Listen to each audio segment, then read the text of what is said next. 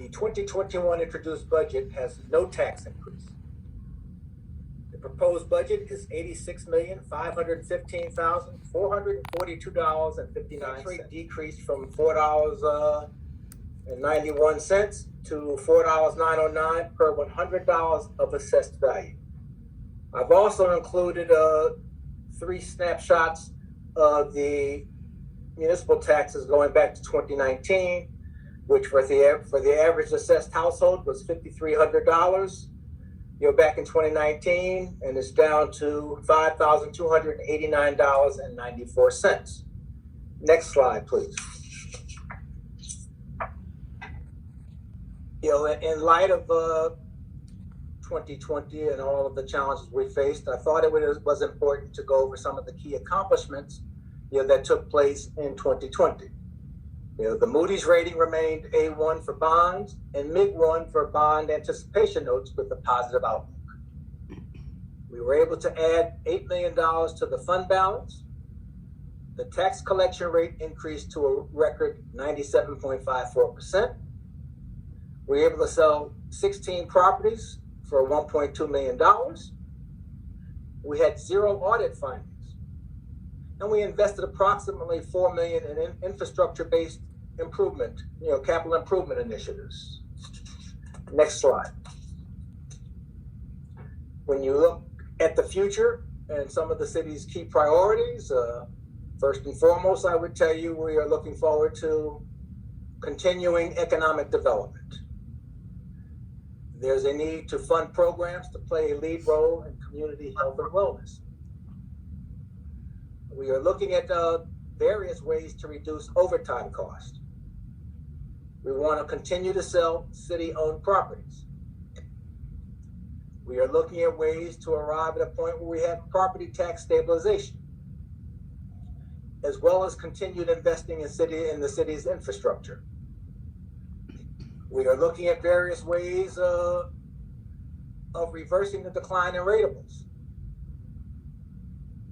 By the same token, we are also looking at safely restoring modified recreation programs for this year. And with that, again, I'll repeat that the budget is a little over $86 million with absolutely no tax increase. With that, I end my report. Mr. President? Yes, Mayor. Would you like to speak?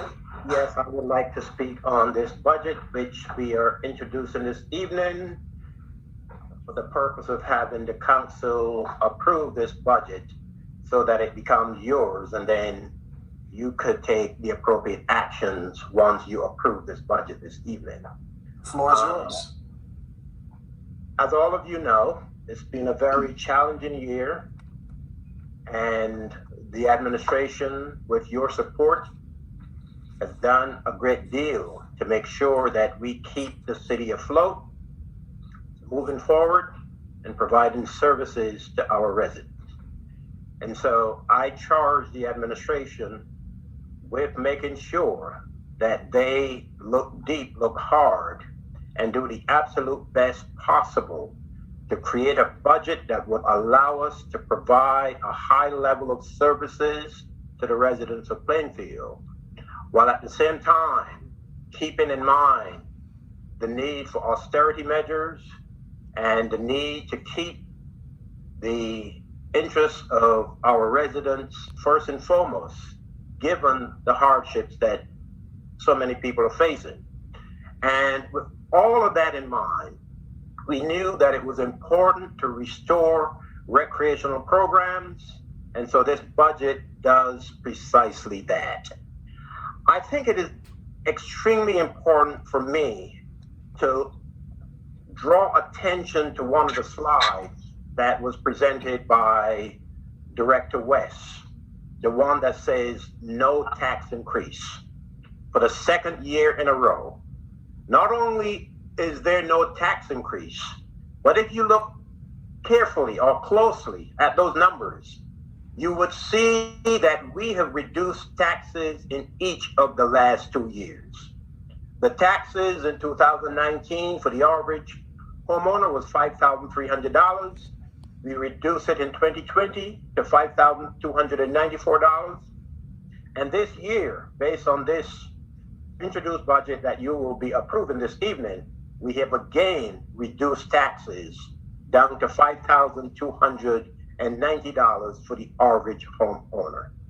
So we are doing all of this at a time when we know that there are hardships experienced by people, at a time when we know that we have to continue to provide a high level of services, and yet we are able to give you this kind of a budget that shows a tax reduction for the second year in a row. And so I thank you for considering this budget. As some of you know, there has to be a public hearing on this budget not less than 28 days after its introduction, which 28 days gets us to exactly April the 26th. And so once you approve this budget this evening, I would like to propose that we consider the date of April 29th for a public hearing on the introduced budget. And with that, I turn it back to you. I thank you. Thank you, Mayor. We appreciate that. The introduced budget. Okay, Mr. Clerk, will you read the reading of the resolution? Resolution 140-21, authorizing introduction of the calendar year 2021 Plainfield municipal budget. Okay, I'm scanning the screen for questions from council members. I have a question. Councilwoman Davis, please. So first I want to applaud the administration and the council budget and finance committee for coming together to introduce a budget that decreases taxes. I'm also glad to see that property tax stabilization is one of the priorities. Is it possible, like how likely is it that we can stabilize property taxes so that we again next year don't have have a zero increase in property taxes? Is that possible with the current budget we have now? And I also want to say that I'm glad to see that we had record tax collection even in the midst of a pandemic and even in the midst of people facing so many financial challenges and hardships. But let me attempt to address that in the business administrator or Director West could add.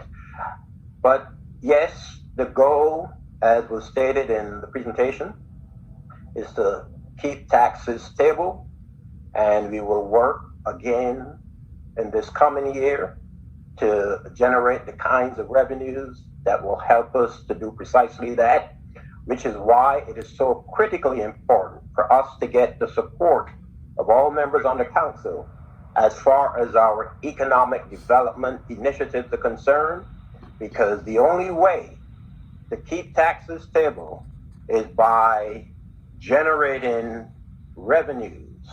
And our economic development vision for this city and what we've been doing so far is because of the additional revenues that we are likely to generate from these redevelopment projects that will be a shot in the arms financially of the city that will help us to keep taxes stable. So yes, that is our goal, and we would work towards that end. Mayor, I'll add just to Councilwoman Davis's question that I feel very confident that this budget, because as you know, we're comparing this budget to last year's budget, which was a very lean budget due to COVID.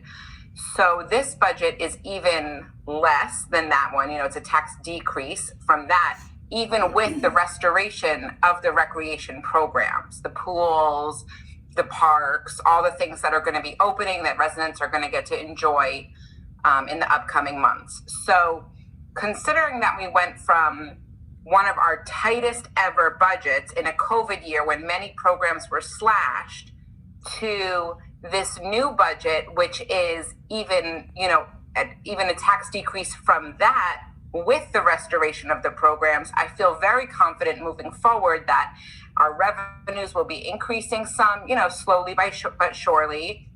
And now we already have these recreation programs built into the budget. So I feel very confident about the future of our financial state. Thank you. It just took a lot of leaning out on our end. We thought we were as lean as we could be last year, but we leaned up. And you did a great job. Thank you. Scanning the room for additional questions from council members. Thoughts, comments? Okay. All right. Well, I'm sure that, during the budgeting process, there'll be plenty of opportunities to ask more additional questions and scrutinize the line items on this budget. With that said, do we have a motion and a second? Council President, I move that we adopt the budget as presented. Second. I second. Okay. All those in favor of accepting the introduction of the budget? Aye. Aye. Any oppositions or abstentions? Okay. This resolution is approved. Clerk, read the next resolution.